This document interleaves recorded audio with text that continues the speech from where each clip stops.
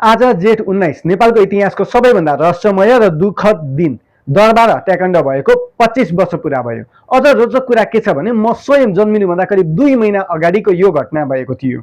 म घटनाको प्रत्यक्ष साक्षी होइन, तर 25 वर्षसम्म यो घटनाबारे उठेका प्रश्नहरूको भने अवश्य साक्षी हुँ।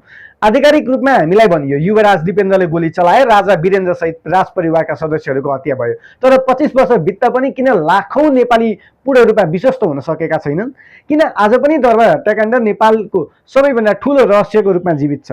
म एउटा सामान्य प्रश्न सोध्छु, यति ठूलो घटनाको अनुसन्धान र निष्कर्षले जनताको मनमा रहेका शंकाहरू किन मेटाउन सकेन? त्यो समयको राजनीतिक परिवेश पनि हेर्नुपर्छ। महाकाली सन्धि सन् 1996 मा भयो। त्यसबेला प्रधानमन्त्री शेरबहादुर देउवा थिए। वर्षौंदेखि विभिन्न विश्लेषण र बहसका रूपमा राजा वीरेन्द्र र तत्कालीन राजनीतिक नेतृत्व बीच राष्ट्रिय हितका विषयमा केही मतभेद रहेको दाबी सुनिँदै आएको छ। म यो कुरा प्रमाणित तथ्य होइन भन्दिनँ, तर प्रश्न चाहिँ उठाउँछु, किन यस्ता विषयलाई गहिरो रूपमा कहिले खुला बहसको विषय बनाइएन?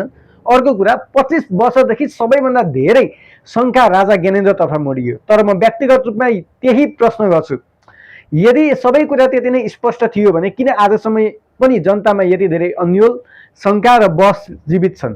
किन राजनीतिक दलहरू विदेशी स्वार्थ र त्यस समयका शक्ति केन्द्रहरूमाथि उठेका प्रश्नहरूलाई सधैँ षड्यन्त्र सिद्धान्त भनेर मात्र पन्छाइयो? म कसैलाई दोषी घोषणा गरिरहेको छैन, तर एउटा नागरिकको रूपमा मलाई आधिकारिक कथाले मात्र पर्याप्त जवाफ दिएको जस्तो लाग्दैन। 25 वर्ष बितिसके, राजा वीरेन्द्र अब इतिहासको पात्र बन्नुभएको छ। धेरै पात्रहरू बदलिएका छन्, धेरै सरकार आए र गए, तर एउटा कुरा भने अझै उस्तै छ, दरबार हत्याकाण्डबारे नेपाली जनताको मनमा रहेको प्रश्न।